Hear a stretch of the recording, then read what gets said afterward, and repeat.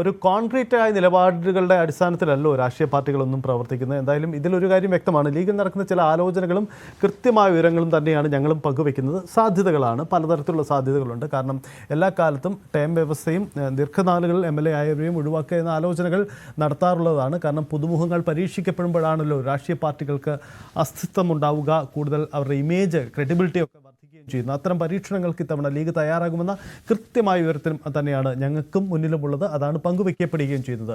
രാഷ്ട്രീയമാണ് വരാനിരിക്കുന്നത്. ഇനിയൊരു തെരഞ്ഞെടുപ്പ് കാലഘട്ടമാണ്, തദ്ദേശ നിയമസഭാ തെരഞ്ഞെടുപ്പ്. സ്വാഭാവികമായും ഈ രാഷ്ട്രീയം ഞങ്ങൾക്കും ചർച്ച ചെയ്തും പരിശോധിച്ചും പോയേ മതിയാവൂ. അത് തന്നെയാണ് ഇതിന് പിന്നിൽ, അതല്ലാതെ മറ്റൊരു അജണ്ടയും ഇതിന് പിന്നില്ല എന്നുകൂടി ഒന്നുകൂടി ആവർത്തിക്കുന്നു. KP റഹ്മത്തുള്ള തുടരുന്നുണ്ട്. ശ്രീ KP റഹ്മത്തുള്ള, ലീഗ് നേതാക്കൾ സ്വാഭാവികമാണ് നിഷേധിക്കും ഇങ്ങനെ ഒരു ആലോചന ഇപ്പം നടന്നിട്ടില്ല. യഥാർത്ഥത്തിൽ ലീഗിൽ ഔദ്യോഗികമായൊരു ചർച്ച നടന്നിട്ടില്ല, വസ്തുത തന്നെയാണ്. പക്ഷേ ലീഗ് കേന്ദ്രങ്ങളിൽ കൃത്യമായ രീതിയിൽ ഈ ആലോചനകൾ നടക്കുന്നുണ്ട് എന്നത് വസ്തുതയല്ലേ? കൃത്യമായിട്ട് മുസ്ലിം ലീഗ് 2 തവണ സംസ്ഥാന ഉന്നതാധികാര സമിതിയും പ്രവർത്തക സമിതിയും ഒക്കെ ചേർന്ന് അടുത്ത നിയമസഭാ തെരഞ്ഞെടുപ്പിൽ തീരുമാനിക്കേണ്ട കാര്യങ്ങളെക്കുറിച്ചും മുന്നൊരുക്കങ്ങളെക്കുറിച്ചും വളരെ കൃത്യമായി ചർച്ച നടന്നിട്ടുണ്ട്. ഞാൻ കുറച്ചുകൂടി വിവരങ്ങൾ പറയാം. ആരോഗ്യ പ്രശ്നങ്ങളെ തുടർന്ന് നമ്മുടെ മഞ്ചേരിയിലെ MLA UA ലത്തീഫ് മാറി നിൽക്കുമെന്ന് മുസ്ലിം ലീഗിൽ അംഗീകരിക്കപ്പെട്ട സത്യമാണ്. അദ്ദേഹത്തിന് കൊറോണയെ തുടർന്ന് ഗുരുതരമായ ആരോഗ്യ പ്രശ്നങ്ങളുണ്ട്. അതുപോലെ തന്നെ കേരള ബാങ്കിന്റെ ഡയറക്ടറായി തെരഞ്ഞെടുക്കപ്പെട്ട വള്ളിക്കുന്നിൽ നിന്ന് ജയിച്ച P. അബ്ദുൽ ഹമീദ് മാഷ്, അദ്ദേഹത്തിന് ജോലിഭാരം കൂടുതലാണ്. അദ്ദേഹം മാറി നിൽക്കുമെന്നും ഏറെക്കുറെ ഉറപ്പിച്ച രീതിയിലാണുള്ളത്. മാത്രമല്ല, അഴീക്കോട് KM ഷാജി മാറി നിൽക്കുന്നുവെങ്കിൽ പൊട്ടൻകണ്ടി അബ്ദുള്ള, അതുപോലെ അബ്ദുൽ കരീം ചേലേരി, ഇങ്ങനെ മുസ്ലിം ലീഗിന്റെ 2 ഭാരവാഹികളെ അവിടെ സ്ഥാനാർത്ഥികളായിട്ട് ഈ 2-ലേതെങ്കിലും ഒരാളെയാണ് വെക്കുക എന്നത് ഉറപ്പിച്ചതാണ്. അതുപോലെ കഴിഞ്ഞ തവണ കുറ്റ്യാടിയിൽ പരാജയപ്പെട്ട പാറക്കൽ അബ്ദുള്ള അവിടെ വീണ്ടും മത്സരിക്കട്ടെ എന്നാണ് മുസ്ലിം ലീഗിന്റെ തീരുമാനം. മാത്രമല്ല, തിരുവമ്പാടി സീറ്റ് കോൺഗ്രസിന് വിട്ടുകൊടുത്തുകൊണ്ട് തവനൂർ സീറ്റ് പാർട്ടി ഏറ്റെടുക്കണമെന്ന വളരെ ആഴത്തിലുള്ള ചർച്ചകളും വന്നിട്ടുണ്ട്. അങ്ങനെ മുസ്ലിം ലീഗ് അടുത്ത നിയമസഭാ തെരഞ്ഞെടുപ്പിൽ സ്ഥാനാർത്ഥികളെ വളരെ നേരത്തെ പ്രഖ്യാപിച്ചുകൊണ്ട് രാഷ്ട്രീയമായ ഒരു മുന്നേറ്റം ഉണ്ടാക്കണമെന്ന അഭിപ്രായമുള്ളത് കൊണ്ട് തന്നെ അത് ഔദ്യോഗികമായി പ്രഖ്യാപിക്കുന്നിടത്തല്ലെങ്കിലും വളരെ ആഴത്തിലുള്ള കൂടിയാലോചനകൾ നടക്കുന്നുണ്ട്. ജില്ലകളിൽ നിന്ന് അഭിപ്രായം തേടുന്നുണ്ട്. സീറ്റുകൾ, ഓരോ നിയമസഭാ സീറ്റിലെയും പഞ്ചായത്ത് ബൂത്ത് കമ്മിറ്റികളോട് അഭിപ്രായം ചോദിക്കുന്നുണ്ട്. ഇങ്ങനെയൊക്കെയുള്ള രീതിയിൽ തെരഞ്ഞെടുപ്പിന്റെ മുന്നൊരുക്കങ്ങൾ വളരെ നേരത്തെ തന്നെ മുസ്ലിം ലീഗ് വളരെ രഹസ്യമായി ആരംഭിച്ചിട്ടുണ്ട് എന്നുള്ളത് സത്യമാണ്.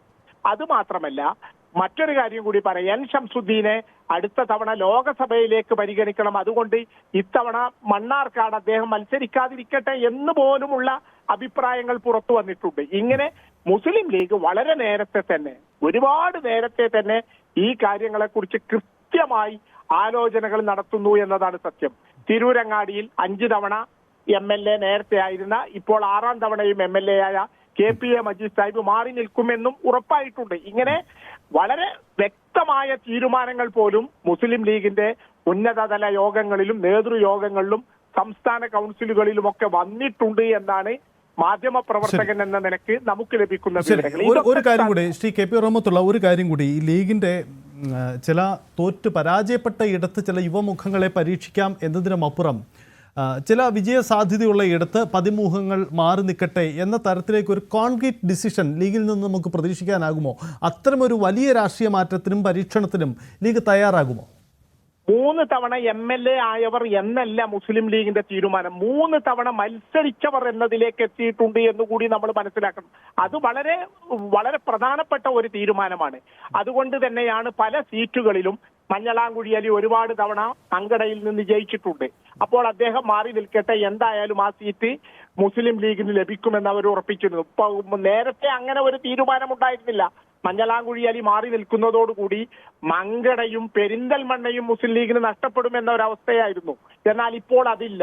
അലി മാറി നിന്നാലും അവിടെ മങ്കടയിൽ വരുന്ന ആൾ ജയിക്കുമെന്ന ഒരവസ്ഥ മുസ്ലിം ലീഗിലുണ്ട്. അതുപോലെ തന്നെയാണ് പല സീറ്റുകളിലും ഈ പതിവ് മുഖങ്ങൾ മാറി നിൽക്കട്ടെ. ഇപ്പോൾ ഞാൻ നേരത്തെ പറഞ്ഞതുപോലെ ഒരുപാട് സീറ്റുകളിൽ PK ബഷീറിന്റെ സീറ്റാണെങ്കിലും NA നെല്ലിക്കുന്നിന്റെ സീറ്റാണെങ്കിലും P. ഉബൈദുള്ളയുടെ സീറ്റാണെങ്കിലും KPA മജീദിന്റെ സീറ്റാണെങ്കിലും മഞ്ഞളാംകുഴി അലിയുടെ സീറ്റാണെങ്കിലും UA ലത്തീഫ് സാഹിബിന്റെ സീറ്റാണെങ്കിലും അബ്ദുൽ ഹമീദ് മാഷ സീറ്റാണെങ്കിൽ ഇതൊക്കെ മുസ്ലിം ലീഗിന് ഉറച്ച സീറ്റുകളാണ്. ഫിക്സഡ് ഡെപ്പോസിറ്റുകൾ എന്ന് പോലും പറയാവുന്ന രീതിയിൽ മുസ്ലിം ലീഗിന്റെ ഉറച്ച സീറ്റുകൾ. ഇവിടെയൊക്കെ നന്നായി കാര്യങ്ങൾ പറയാൻ കഴിയുന്ന, നിയമസഭയിലൊക്കെ നന്നായി ശോഭിക്കാൻ കഴിയുന്ന, ജനങ്ങളുടെ വിശ്വാസമുള്ള, നേതൃപാടവമുള്ള യുവ ആളുകൾ കയറി വരട്ടെ, പുതിയ ആളുകൾക്ക് സീറ്റ് കൊടുത്തുകൊണ്ട് അങ്ങനെ ഒരു പ്രതിച്ഛായ സൃഷ്ടിക്കണമെന്ന് സാദിഖ് അലി തങ്ങളും മുസ്ലിം ലീഗിന്റെ ഉന്നതാധികാര സമിതിയും വളരെ കൃത്യമായിട്ട് തന്നെ തീരുമാനങ്ങൾ എടുത്തുകൊണ്ടാണ് മുന്നോട്ട് പോകുന്നത്. അതുകൊണ്ട് 3 തവണ ജയിക്കുകയോ 3 തവണ മത്സരിക്കുകയോ ചെയ്ത വളരെ പ്രധാനപ്പെട്ട കുഞ്ഞാലിക്കുട്ടി സാഹിബിനെ പോലെ, മുനീർ സാഹിബിനെ പോലെ ഉള്ളവരല്ലാതെ ആരും തന്നെ അടുത്ത സ്ഥാനാർത്ഥി പട്ടികയിൽ ഉണ്ടാവുകയില്ല എന്ന സൂചനകളാണ് പാണക്കാട് നിന്നൊക്കെ മാധ്യമപ്രവർത്തകർക്ക് ലഭിച്ചുകൊണ്ടിരിക്കുന്നത്. അതുകൊണ്ട് ന്യൂസ് 18 ഇപ്പോൾ ഈ ചർച്ച തുടങ്ങി വെച്ചത് തന്നെ വളരെ ക്രിയാത്മകമാണ്. കാരണം വളരെ കൃത്യമായ വിവരങ്ങൾ മാധ്യമപ്രവർത്തകർക്ക് ഈ വിഷയത്തിലുണ്ട്. പക്ഷേ തദ്ദേശ സ്വയംഭരണ തെരഞ്ഞെടുപ്പിന് ശേഷം അത് പറയാമെന്ന രീതിയിൽ ലഭിച്ച വിവരങ്ങൾ പോലും ചാനലുകൾ പിന്നോക്കം വെച്ചിരിക്കുകയാണ് എന്നതാണ് സത്യം. ആ നിലയിൽ ഇങ്ങനെ ഒരു ചർച്ച ഉയർന്നു വരേണ്ടതുണ്ട്.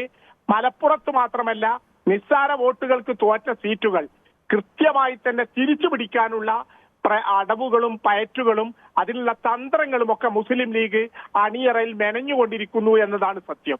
ശരി, KPMO റഹ്മത്തുള്ളയാണ് നിലപാട് വിശദീകരിച്ചത്, അതിൻ്റെ രാഷ്ട്രീയം പറഞ്ഞത്. CV അനുമോദ് ഒരിക്കൽ കൂടി. അനുമോദ്, യഥാർത്ഥത്തിൽ ലീഗിലെ ഈ ആലോചനകൾ അത് ഔദ്യോഗികമായി അവർ നിഷേധിക്കും, സ്വാഭാവികമാണ്, പ്രതീക്ഷിച്ചതാണ്, അത് തന്നെയാണ് ഉണ്ടാവുക.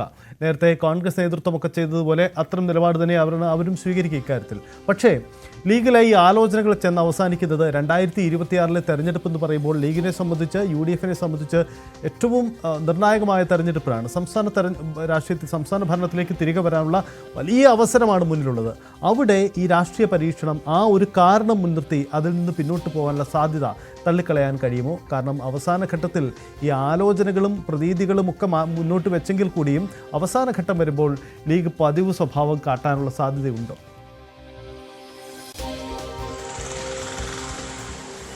ഇത് പൂർണ്ണമായി നടപ്പാകുമെന്ന് ഇപ്പോഴും കരുതാനാകില്ല. കാരണം ഇതിൽ പറയുന്ന പേരുകൾ അത് ലീഗ് നേതൃത്വത്തെ സംബന്ധിച്ച് മുഴുവനായിട്ടും തള്ളിക്കളയാൻ കഴിയുന്ന പേരുകളല്ല എന്നുള്ളതാണ്.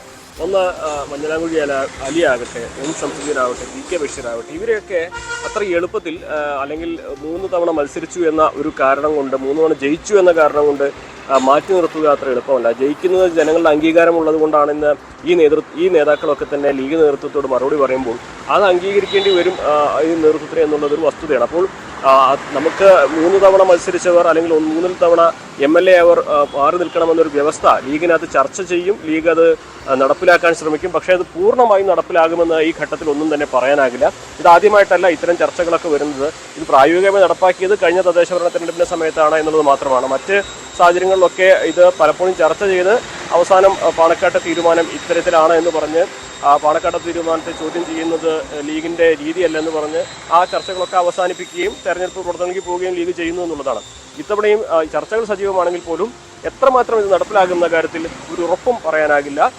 അതുകൊണ്ട് തന്നെ പക്ഷേ ചർച്ചകൾ ക്രിയാത്മകമാണ് എന്ന് യുവാക്കൾക്കും അതുപോലെ പുതുമുഖങ്ങൾക്കും ആശ്വസിക്കാം ഈ ഘട്ടത്തിൽ എന്ന് മാത്രമേ നമുക്ക് ഈ ഒരു സമയത്ത് വിലയിരുത്താൻ കഴിയുകയുള്ളൂ. ശരി, അതാണ് രാഷ്ട്രീയം. എന്തായാലും മുസ്ലിം ലീഗ് ഇത്തവണ വലിയ രാഷ്ട്രീയ പരീക്ഷണത്തിന് ഒരുങ്ങുന്നു എന്നതാണ് അതിൻ്റെ രത്നച്ചുരുക്കം. കാരണം 3 ടേം എന്ന് വെച്ചാൽ 3 തവണ MLA ആയവർക്ക് ഇത്തവണ സീറ്റില്ല, മാറി നിൽക്കും. അങ്ങനെയെങ്കിൽ പല പ്രധാന മുഖങ്ങളെ മാറ്റി നിർത്തും എന്നതാണ് പ്രധാനപ്പെട്ട കാര്യം. കുഞ്ഞാലിക്കുട്ടിക്കും മുനീറിനും അടക്കം ചില ഇളവുകൾ നൽകിക്കൊണ്ടുള്ള രാഷ്ട്രീയ പരീക്ഷണത്തിന് ഇത്തവണ ലീഗ് തയ്യാറായേക്കും എന്നതാണ്. പക്ഷേ 2026 ലീഗിനും UDF-നെ സംബന്ധിച്ച് ഏറ്റവും നിർണായകമായ ഒരു തെരഞ്ഞെടുപ്പാണ്. ആ തെരഞ്ഞെടുപ്പിൽ ഇത്തരം ഒരു പരീക്ഷണത്തിന് എത്ര കണ്ട് ലീഗ് തയ്യാറാക്കുമെന്ന ചോദ്യം കൂടിയുണ്ട്. വരുന്ന ദിവസങ്ങളിൽ, വരുന്ന നാളുകളിലുള്ള ലീഗിലെ തുടർ ചർച്ചകളാണ് ഇതിനെ നിർണായകമാക്കുക.